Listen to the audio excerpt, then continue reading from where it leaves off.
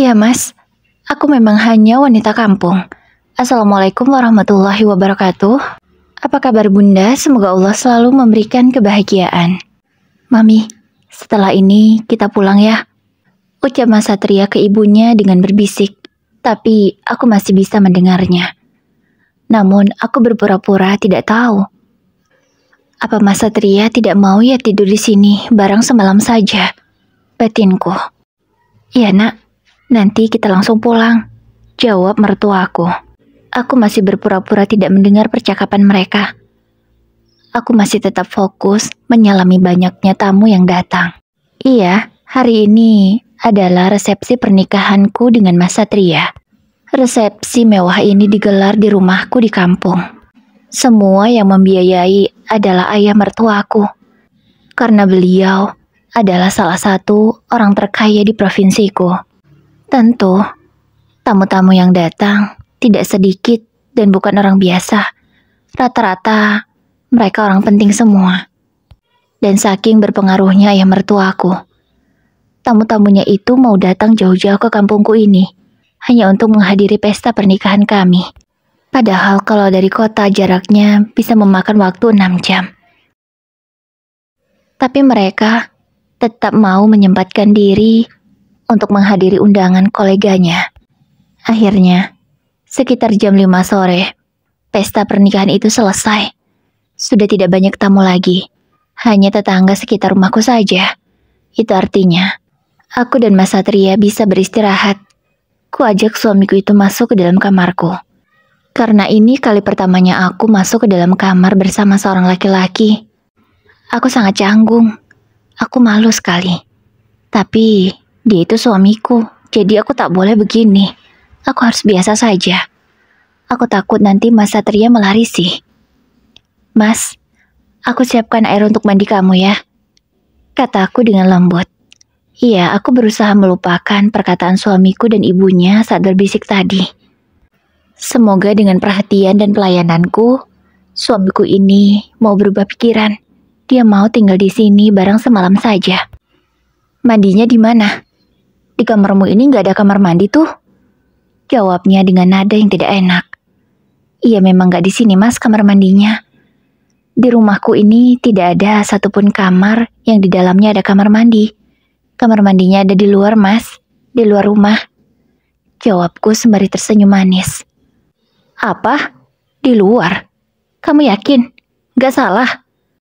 Ucap Mas Satria, sembari tergidik ngeri, seolah kamar mandi di luar rumah itu sangat mengerikan baginya. Kalau di kampung, emang kamar mandinya di luar, Mas. Tapi gak apa-apa kok, aman. Aku berusaha meyakinkan Mas Satria. Enggak lah, kamu aja yang mandi. Aku gak usah mandi. Jawabnya lagi dengan ketus. Aku hanya bisa diam. Tak bisa lagi kutanggapi ucapan Mas Satria. Ya udah Mas, kalau gitu aku mandi ya. Pamitku pada suamiku. Terserah. Jawabnya dengan nada yang sangat ketus. Aku hanya bisa menarik nafasku panjang. Aku beristighfar dalam hatiku. Aku langsung mengambil handuk dan baju ganti sekalian. Karena di rumah masih banyak orang. Selesai mandi, aku masuk ke dalam kamarku. Kudapati suamiku itu sedang berbaring sembari membuka bajunya. Di rumahmu ini gak ada AC ya? Panas banget tau gak? Aku biasanya di kamar itu pakai AC. Kalau begini, mana bisa aku tinggal di sini? Ucap Mas Satria dengan nada kesal. Maaf mas, namanya keluargaku juga keluarga sederhana. Mana mampu kami membeli AC? Jawabku. Aku bingung.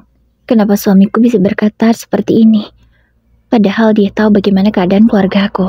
Udahlah, sekarang juga aku mau balik ke rumahku, kata Mas Satria lagi dengan nada tinggi. Aku semakin terkejut. Kenapa suamiku berubah? Padahal sebelum menikah, sikapnya begitu lembut padaku. Namun sekarang kenapa begini? Kamu mau ikut atau tidak? Kalau mau ikut, cepat beresi barangmu, katanya lagi dengan ketus. Baik mas, aku ikut kemanapun kamu pergi, jawabku dengan sedikit gemetar. Aku menahan tangisku. Mas Satria langsung keluar dari kamar, bahkan tanpa menoleh ke arahku. Aku langsung mengambil tasku. Tas yang aku punya satu-satunya, yang biasa aku gunakan untuk membawa pakaian jika aku berpergian. Tidak banyak bajuku, jadi tas dengan ukuran sedang saja sudah muat semua. Aku juga berganti pakaian, yang tadinya pakaian tidur, ku ganti dengan gamis. Aku hanya punya gamis beberapa. Ini salah satunya yang terbaik. Ku kenakan hijab yang senada dengan gamisku. Setelah selesai, aku keluar kamar. Ternyata keluarga Mas Satria dan keluargaku sudah berkumpul di ruang tamu. Apa tidak menginap dulu barang semalam? Ucap ibu pada Mas Satria. Maaf bu, aku nggak bisa nginep, soalnya besok harus ke kantor. Jawab suamiku.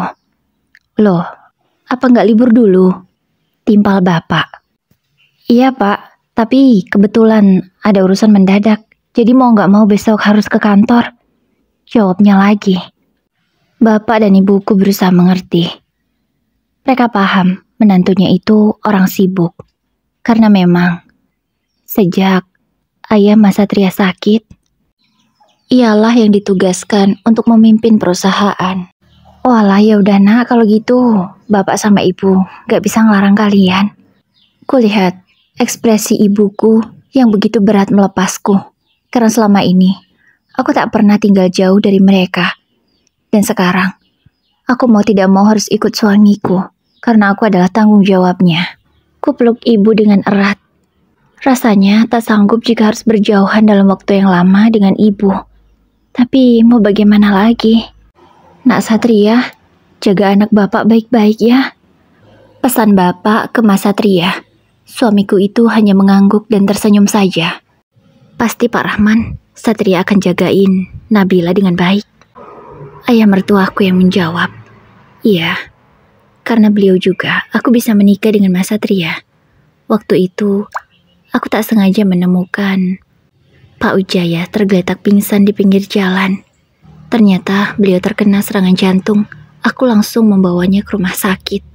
Untunglah, karena pertolongan yang cepat, nyawa Pak Wijaya dapat diselamatkan. Mulai dari sanalah, aku dikenalkan dengan Mas Satria. Dan Pak Wijaya menginginkan agar kami menikah. Sebelum menikah, Mas Satria begitu baik padaku. Jadi, aku mau dijodohkan dengannya. Aku tidak merasa ragu sedikit pun. Hingga akhirnya aku putuskan untuk menikah dengan Mas Satria. Walau aku dan dia baru kenal 3 bulan saja. Terima kasih Pak Wijaya. Saya sangat bersyukur bisa memiliki menantu seperti Nak Satria. Jawab bapakku dengan ramah dan tersenyum. Sama-sama Pak Rahman. Saya juga bersyukur mempunyai menantu sebaik Nabila. Timpal ayah mertuaku. Setelah selesai berpamitan, kami semua masuk ke dalam mobil. Ada aku, Mas Satria, ayah mertuaku, 1 orang supir, dan ibu mertua. Kami naik mobil Alphard. Setelah 6 jam perjalanan akhirnya sampai di rumah Mas Satria. Masya Allah, ini rumah atau istana?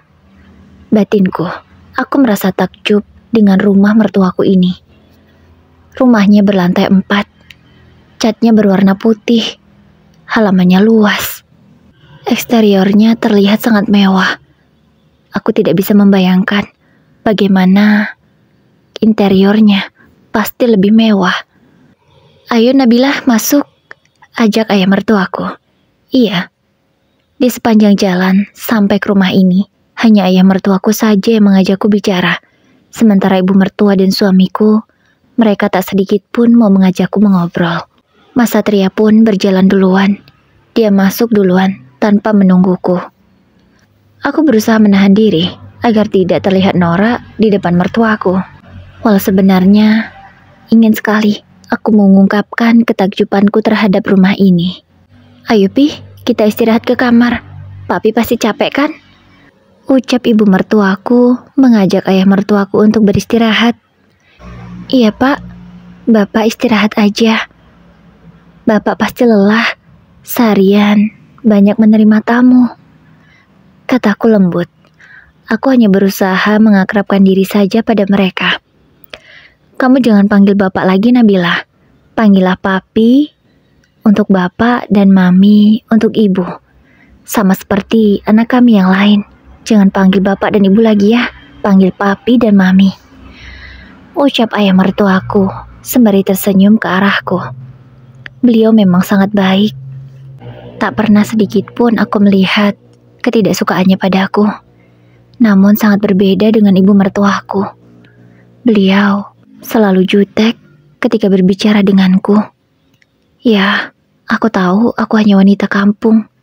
Bahkan mungkin aku bukan menantu harapannya. Iya, Mi, kataku. Aku mulai membiasakan diri untuk memanggil keduanya papi dan mami, seperti Mas Satria memanggil orang tuanya. Sebenarnya canggung, tapi aku ini adalah bagian keluarga mereka. Jadi mau tidak mau aku harus membiasakan diri. Bisurti, tolong antarkan Nabila ke kamar Satria ya. Perintah papi mertuaku. Baik tuan. Jawab Bisurti, asisten rumah tangga papi dan mami. Mari non, bibi antar ke kamar Den Satria. Ucap Bisurti dengan ramah. Sini, tasnya bibi bawain. Katanya lagi. Gak usah Bi, Nabila bisa bawa sendiri kok. Gak apa-apa. Aku berusaha menolak bantuan Bisurti karena aku masih bisa membawanya sendiri. Lagian Bisurti sudah tua sementara aku masih muda. Masa aku tega sih menyuruh orang tua seperti Bisurti? Apalagi ketika melihat Bisurti, aku langsung teringat dengan ibuku. Karena sepertinya mereka berdua itu seumuran. Gak apa-apa non, ini memang tugas bibi. Jawabnya lagi. Gak usah Bi, Nabila bisa kok. Aku masih berusaha menolak bantuan Bisurti hingga akhirnya Bisurti menurut padaku. Ya sudah non, mari ikut bibi. Aku mengikuti Bisurti naik ke lantai 2 rumah ini. Kupikir di lantai 2 kamarnya, tapi ternyata ada di lantai 3. Lantai 2 rumah ini sepertinya ruang keluarga. Kamarnya ada di atas lagi non, ucap Bisurti. Mungkin dia melihat aku yang kebingungan. Aku terus mengikuti langkah Bisurti hingga sampai di lantai 3. Di lantai 3 ada beberapa kamar. Bisurti mengetuk salah satu di antaranya. Den, permisi Den. Ini Den, Nona Nabila mau masuk, kata Bisurti dengan sopan. Bi, aku gak mau sekamar dengan wanita ini. Kasih saja dia kamar yang lain, jawab Mas Satria dengan ketus.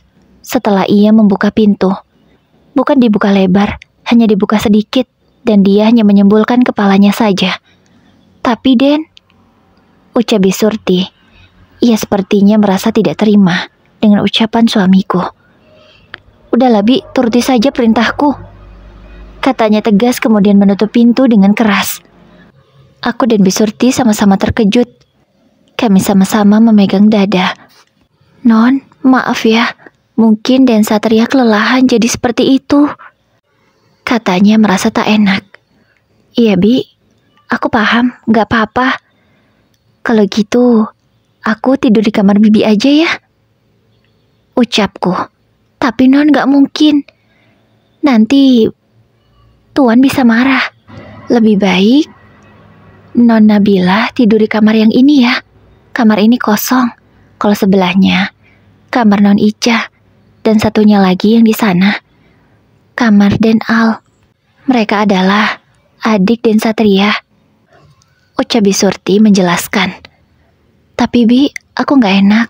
Takutnya Mas Satria gak mau kalau aku tidur di situ, jawabku. Gak apa-apa Non.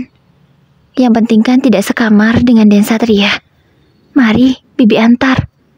Bisurti langsung mengambil tasku yang tadinya aku letakkan di lantai. Ia langsung menggandeng tanganku dan mengajakku masuk ke dalam kamar yang ia maksud. Masya Allah, luas sekali kamarnya. Sepertinya kamar ini sama luasnya dengan rumahku di kampung. Aku benar-benar takjub. Semua kemewahan ini bisa aku rasakan sekarang. Tapi hatiku sangat sakit karena diperlakukan tidak adil oleh suamiku. Seharusnya malam ini menjadi malam pertama kami, tapi aku malah tidur sendirian. Sementara suamiku tidur di kamar lain. Bibi tinggal ya Non. Selamat istirahat. Kalau Non butuh apa-apa, panggil bibi saja. Kalau Non malas turun, non telepon aja ya. Itu pakai telepon rumah, kata Bi Surti lagi menjelaskan. Baik Bi, terima kasih ya, jawabku. Aku ingin segera menangis. Jadi, aku berharap Bi Surti segera keluar dari kamar ini. Bibi tinggal dulu ya non, permisi, ucapnya ramah. Kemudian Bi Surti menutup pintu. Aku langsung merebahkan tubuhku di atas kasur. Bukan untuk tidur, tapi untuk menangis. Aku berusaha menahan isak tangisku, tapi tidak bisa. Rasanya dadaku sangat sesak. Kenapa aku menikah namun tidak bahagia begini? Harusnya malam ini menjadi malam bahagia kami, tapi aku malah menangis di kamar sendirian. Kamar yang indah dan luas ini tidak berarti apa-apa bagiku, karena tak mendapatkan kasih sayang dari suamiku sendiri. Aku menangis sampai sesenggukan, hingga mataku terlihat bengkak. Aku harus segera berhenti menangis. Kalau tidak, besok pagi mataku masih bengkak. Dan apa nanti tanggapan mertuaku kalau melihat ini? Mereka tidak boleh tahu. Aku harus menyembunyikan semua ini. Kupikir aku sudah tepat mengambil keputusan untuk menerima perjodohan ini. Tapi ternyata keputusanku salah. Aku malah membuat diriku sengsara.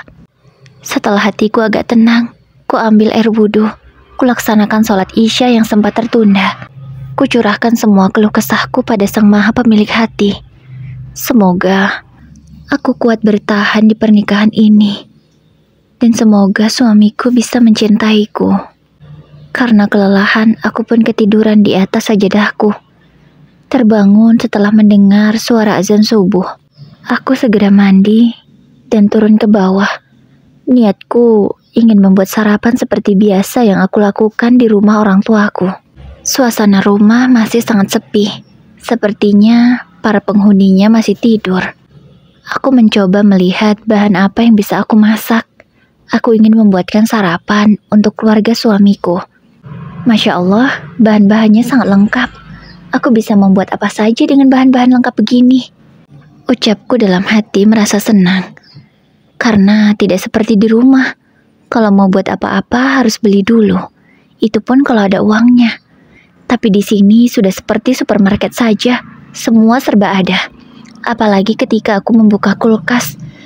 Semua bahan makanan lengkap. Masak apa ya? Dan buat kue apa? Ucapku bermonolog sendiri. Sembari berpikir apa yang akan ku masak pagi ini untuk sarapan. Buat nasi goreng sajalah. Simple tapi enak. Aku segera mengambil bahan-bahan yang aku butuhkan. Nasi gorengku kali ini sepertinya banyak topping. Kutambahkan ayam, bakso, sosis, dan juga udang. Pasti rasanya sangat enak. Setelah selesai menyiapkan bahan-bahan untuk nasi goreng, aku memutuskan untuk membuat kue sederhana terlebih dahulu. Karena ini masih terlalu pagi. Takutnya kalau dimasak sekarang, nanti nasi gorengnya terlalu dingin dan harus dipanaskan lagi. Jadi, agak nanti sajalah memasaknya. Lebih baik buat kue dulu. Aku membuat kue andalanku. Kue lapis dan nagasari. Itu kesukaan bapak dan ibu. Aku ingin membuatnya untuk mereka. Mudah-mudahan mereka suka. Tanganku begitu sibuk menyiapkan bahan-bahan. Sampai tidak sadar kalau ada seseorang yang sudah tidak jauh dariku. Kamu siapa? Asisten rumah tangga baru ya? Kata wanita itu. Aku hanya diam, bingung harus menjawab bagaimana. Wajar kalau aku dianggap asisten rumah tangga, karena pakaianku begitu sederhana. Ditambah lagi, pagi-pagi begini aku sudah berkutat di dapur. Mungkin nyonya-nyonya di rumah ini tidak sepertiku. Sembarangan ngomong kamu. Ini itu istrinya Den Satria. Tiba-tiba Bi Surti datang. Entah dari mana, mungkin baru keluar dari kamarnya. Apa? Ini istri Den Satria? Gak salah, kata wanita itu. Kalau ngomong dijaga ya, hati-hati. Beliau ini nyonya kita, ucap Bi Surti lagi membelaku. Iya mbok, katanya kesal. Entah kenapa dia menunjukkan ekspresi tidak kesukaan padaku. Mungkin karena penampilanku kali ya. Wajarlah. Dia tadi itu siapa, Bi? Tanyaku pada Bisurti. Beliau kini membantuku membuat kue. Dia itu ART juga di sini, Non. Namanya Susi. Dan ada lagi satu orang ART, namanya Dinda. Nanti Non juga tahu orangnya, kata Bisurti. Aku pun mengangguk paham. Kami berdua melanjutkan kegiatan pagi ini. Setelah 1 jam, akhirnya kue buatanku sudah matang, berkat dibantu Bisurti yang cekatan. Wah, kuenya cantik banget, Non. Rasanya pasti enak banget. Bibi boleh cobain gak ya? Izin Bisurti padaku. Ya boleh dong, Bi. Ini kan sudah dingin juga. Bentar ya, aku potong-potong. Aku memotong kue lapis. Karena Bisurti ingin mencoba, katanya. Aku juga butuh pendapat Bisurti. Kalau enak akan kusajikan. Tapi kalau tidak enak, aku malu. Enak banget, Non, kuenya. Manisnya pas. Rasanya luar biasa, kata Bisurti setelah mencicipi kueku. Masa sih, Bi, seenak itu? Aku rasa biasa aja deh, jawabku. Enggak, Non, ini beneran enak. Rasanya lebih enak daripada yang dijual-jual di pasaran, kata Bisurti lagi memuji. Apa iya, Mbok? Aku mau coba juga. Beneran gak seenak itu? Kata Susi dan Dinda. Mereka mengambil sepotong masing-masing untuk dicicipi. Enak beneran. Seenak ini ternyata kuemu, kata Dinda. Kuemu. Kue Non, yang sopan kalau manggil, kata Bisurti mengingatkan mereka berdua. Maaf, Non. Kami gak sengaja, kelepasan, ucap Susi merasa tak enak. Gak apa-apa, mau panggil nama juga gak apa-apa. Kita kan seumuran, kataku. Gak bisa gitu dong, Non. Non mau bagaimanapun, Non itu majikan kami. Kami harus memanggil Non. Kalau nama itu tidak sopan, ucap Bisurti tegas. Mungkin maksudnya agar kedua ART yang lain itu paham. Aku hanya diam, tak menanggapi. Bingung juga mau menanggapi apa. Ya sudah, Bi. Kita sajikan di meja ya, ajakku. Dinda dan juga Susi membantuku menyajikan kue yang sudah selesai aku potong. Iya, kali ini aku buat Nagasari tidak menggunakan daun pisang, tapi langsung dikukus di loyang. Karena saat mencari tadi tidak ada daun pisang. Tapi alhamdulillah rasanya tetap enak. Tidak jauh beda dengan yang pakai daun pisang. Setelah selesai menyajikan kue, aku lanjut memasak nasi goreng. Dan dicicipi juga oleh Bisurti, dan katanya rasanya sangat enak, bahkan lebih enak daripada nasi goreng yang pernah ia makan yang berasal dari restoran mahal. Aku rasa Bisurti hanya ingin memujiku saja. Palingan rasanya juga biasa saja. Sekitar jam 7 pagi, para penghuni rumah ini sudah pada bangun. Itu Non Ica, dan kalau itu Denal, ucap Bisurti memperkenalkan adik-adik suamiku. Itu artinya mereka adalah adik iparku. Baik, Bi, aku sudah hafal, jawabku. Ya sudah, Non. Kalau begitu, Non silakan duduk. Bibi mau ke belakang, pamit Bisurti. Aku mengangguk. Kemudian, aku duduk di salah satu kursi yang ada di meja makan yang cukup panjang itu.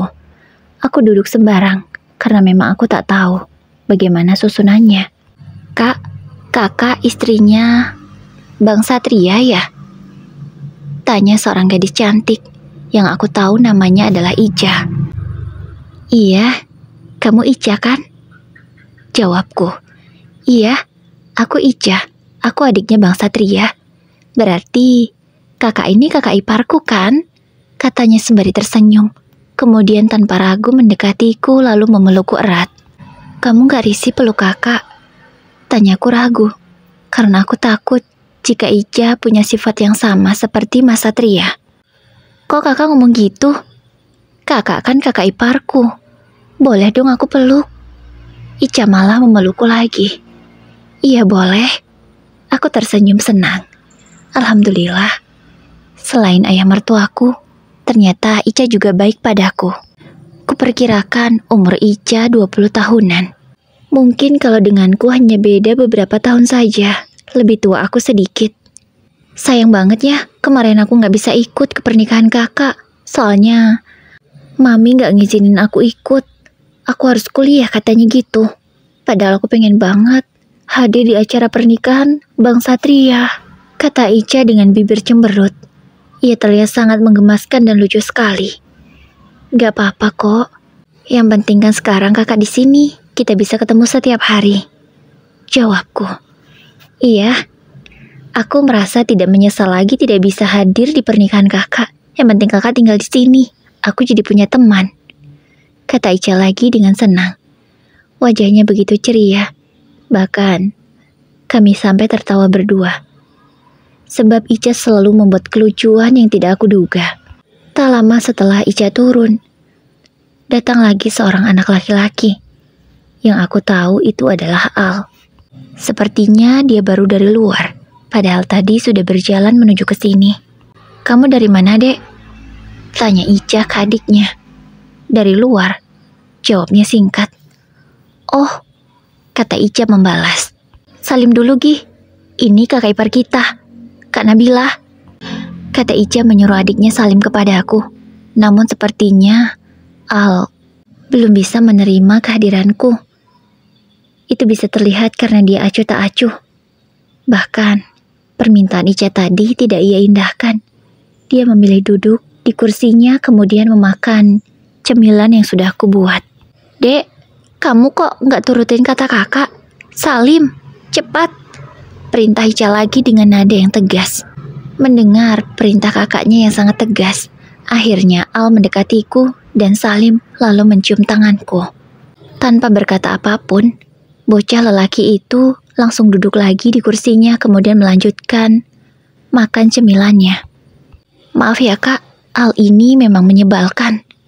Tapi sebenarnya dia baik. Kata Ica kepadaku, mungkin dia merasa tak enak.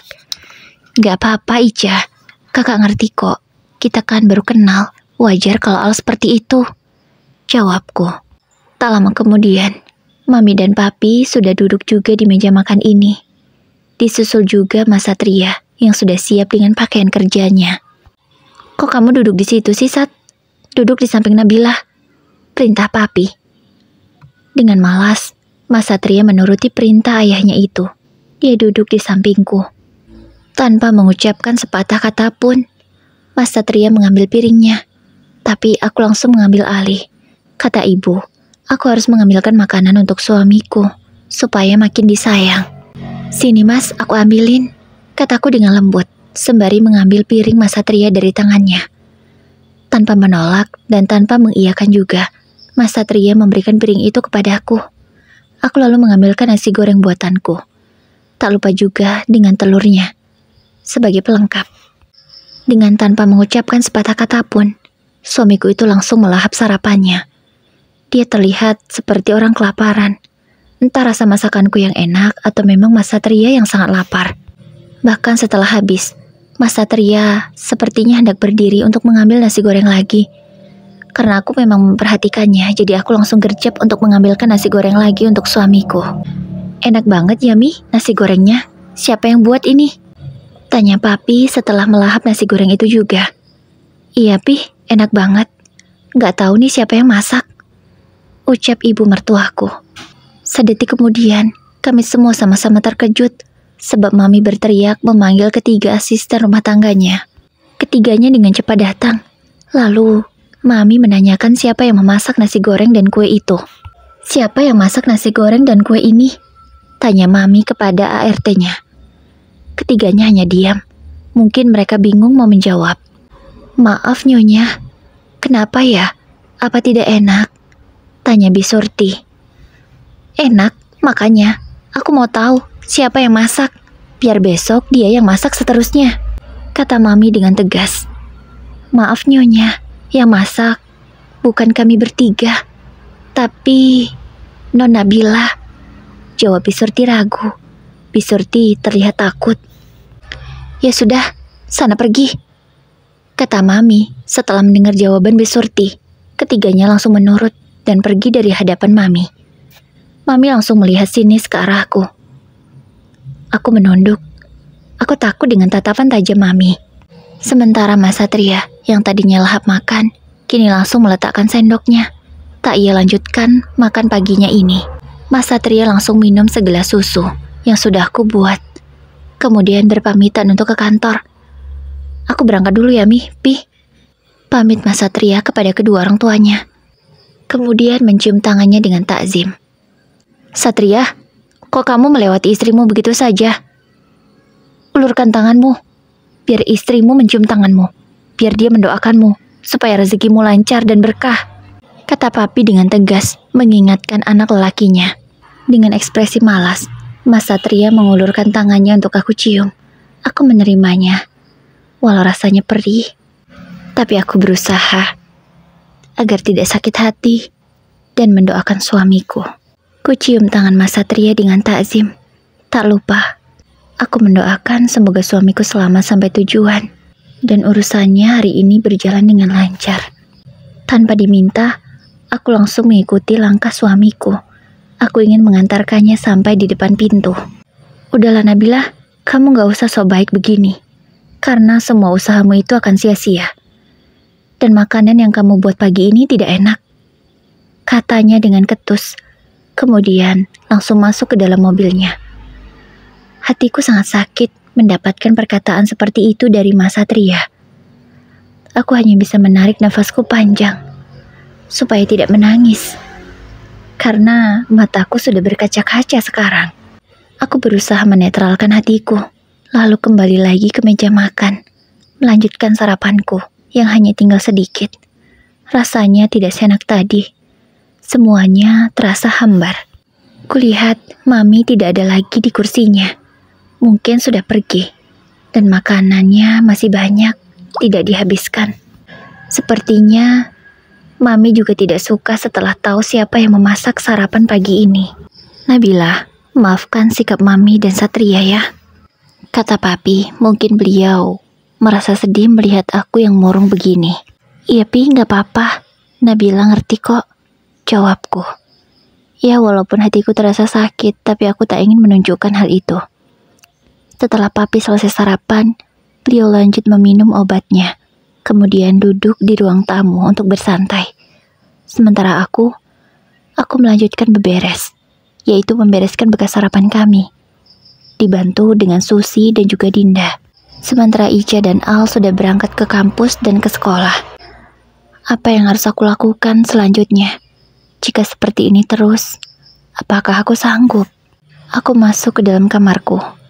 Aku sedikit khawatir kalau sampai papi tahu, pasti papi marah ke Mas Satria karena kami tidak sekamar.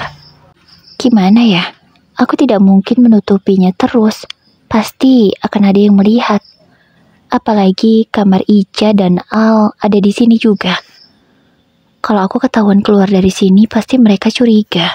Akhirnya setelah berpikir panjang, aku memberanikan diri untuk masuk ke dalam kamar Mas Satria. Aku tidak mau ambil resiko kalau sampai papi tahu. Aku takut jantung papi kumat nanti. Kamu apa-apaan? Kenapa di kamar Satria? Tanya Mami yang tiba-tiba masuk ke dalam kamar Mas Satria.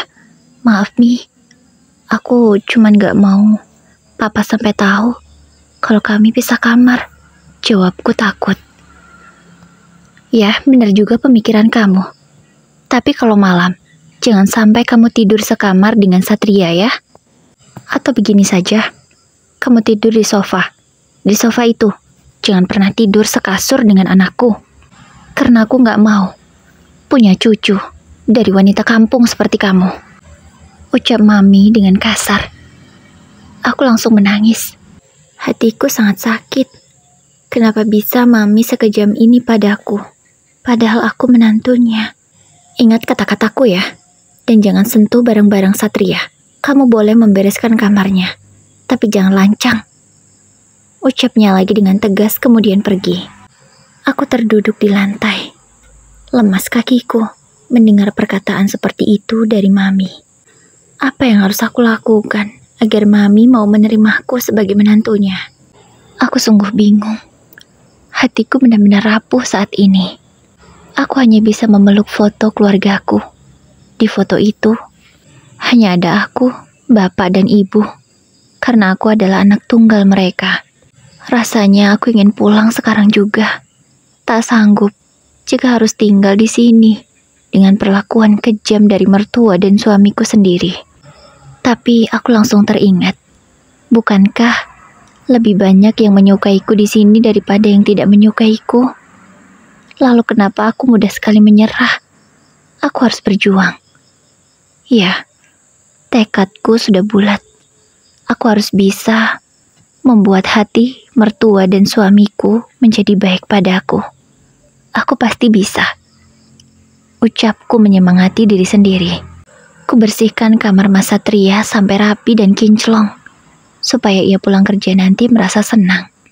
Karena aku sebagai istrinya, rajin, dan berusaha menjadi istri yang baik. Jam sudah menunjukkan pukul 11 siang. Saatnya aku masak untuk makan siang. Aku turun ke dapur. Kulihat Bi Surti sedang menyiapkan bahan-bahan masakan. Mau masak apa, Bi? Tanyaku. Rencananya mau buat rendang. Sebenarnya Bibi bisa sih, tapi rasanya aja yang kurang pas di lidah Tuan dan Nyonya. Kira-kira Nona Bila bisa nggak ya? Tanya Bi Surti. Bisa sih, Bi, tapi Nabila nggak tahu rasanya enak atau enggak. Jawabku.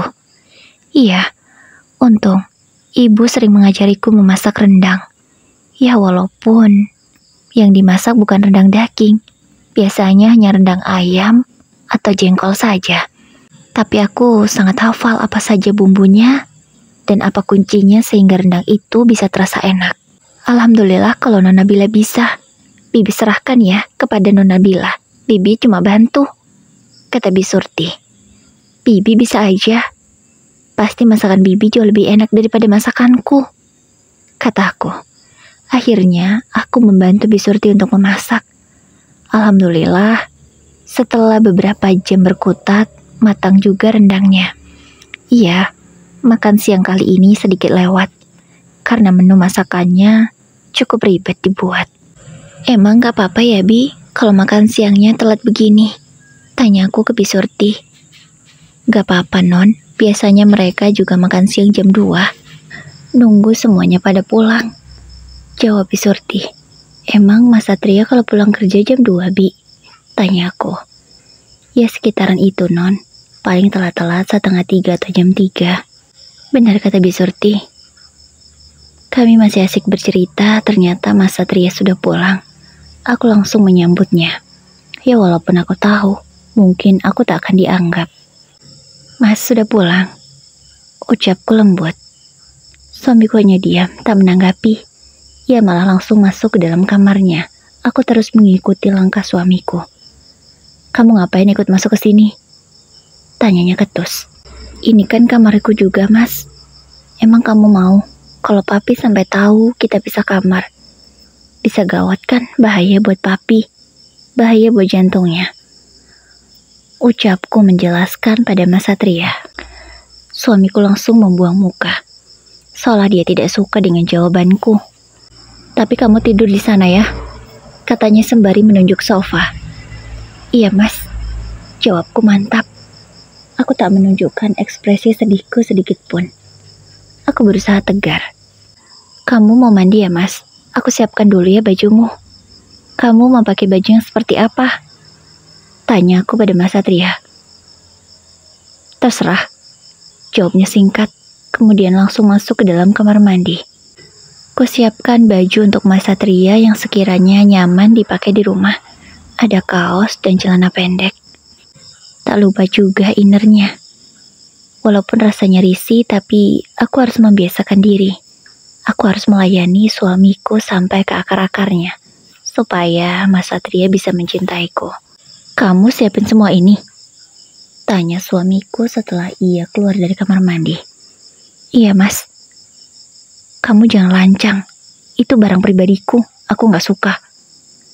Katanya dengan ekspresi kesal. Tapi Mas, kamu kan suamiku. Bukankah hal yang wajar jika aku mempersiapkan hal itu juga? Jawabku. Iya, kalau aku mencintaimu. Tapi kan ini tidak. Katanya dengan ketus, tanpa memperdulikan perasaanku. Tidak, aku tidak boleh menangis. Wajar suamiku begini, karena dia belum menyukaiku. kataku menyemangati diri sendiri. Setelah Mas Satria selesai berganti pakaian, aku yang gantian mandi, karena rasanya sudah gerah sebab habis masak tadi. Mas, aku izin pinjam kamar mandimu ya, ucapku. Terserah, jawab suamiku singkat. Aku langsung masuk ke dalam kamar mandi. Mandi dengan cepat lalu berganti pakaian yang aku punya. Ya, kalau dibandingkan pakaian dengan keluarga Mas Satria, bajuku ini sangat sederhana. Bahkan banyak juga bajuku yang warnanya sudah pudar. Kamu gak punya baju yang lebih bagus apa? Tanya Mas Satria setelah aku keluar dari kamar mandi. Aku menggeleng. Dasar kampungan, katanya ketus. Sakit sekali hatiku dikatai seperti itu. Tapi lagi-lagi aku hanya bisa menahannya. Iya mas, aku memang dari kampung. Jadi beginilah pakaianku, kataku. Suamiku hanya diam, tidak menanggapinya. Kemudian kami turun untuk makan siang bersama yang sudah kesorean ini. Nabila, nanti malam belanjalah pakaian bersama Ica. Dia akan menemanimu. Iya kan, Nak? Ucap Papi. Iya kak, aku akan temani Kak Nabila untuk berbelanja nanti malam. Aku akan dandani kakak secantik mungkin, supaya Bang Satria semakin jatuh cinta sama kakak, ucap Ica dengan raut wajah yang gembira. Sementara Mami, ia terlihat tidak suka. Tapi ia tidak bisa berbuat apa-apa jika di hadapan Papi. Karena mereka semua takut dengan Papi. Kita nanti makan malam di luar saja ya, ajak Papi pada kami semua. Asyik, makan di restoran lagi, kata Al dengan bahagia. Kamu ya, kalau diajak makan di luar seneng banget, ucap Ica meledek adiknya. Ya iyalah, makan enak, kata Al. Sebenarnya keluarga ini sangat hangat. Hanya saja aku yang tidak dianggap oleh Mas Satria dan juga Mami. Jam 6:30 malam setelah sholat maghrib, Ica mengajakku pergi duluan untuk berbelanja. Setelah itu kami akan menyusul di restoran di mana tempat yang sudah ditentukan untuk makan malam. Ica banyak sekali memilihkanku baju. Bahkan aku sampai bingung bagaimana memakainya nanti kalau sebanyak ini. Udah ya Ca, jangan banyak-banyak, takut mubazir, kata aku pada Ica. Apalagi harga bajunya sangat mahal menurutku. Aku bahkan belum pernah punya baju semahal itu. Gak apa-apa kak, ini kan uang Bang Satria, hak kakak di dalamnya, ucap Ica dengan semangat. Tak lupa ia memilihkan hijab juga untukku. Pilihan Ica memang tidak ada yang salah, semuanya bagus dan modis. Bahkan malam itu, aku langsung berganti pakaian yang baru dibeli.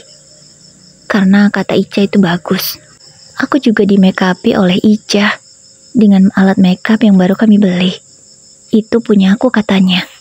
Ica mendandaniku dengan sangat manis. Make-up-nya tipis, tidak tebal, namun sudah berhasil membuat wajahku yang kusam ini terlihat cerah dan bersih. Aku seperti dua orang yang berbeda. Ica juga membelikanku skincare, parfum, body care, dan banyak lagi lainnya. Aku sampai lupa saking banyaknya. Aku tidak boleh membantah kata-kata Ica katanya. Aku harus menurut supaya cantik. Begitu kata Ica. Jam sudah menunjukkan pukul 8. Itu artinya kami harus segera datang ke restoran yang sudah ditentukan. Sesampainya di restoran itu, aku sangat takjub. Karena ini pertama kalinya aku menginjakkan kaki di restoran semewah itu. Aku berusaha untuk tetap elegan, tidak boleh norak. Walaupun aku bingung dan canggung, tapi aku ini sudah berada di keluarga Wijaya.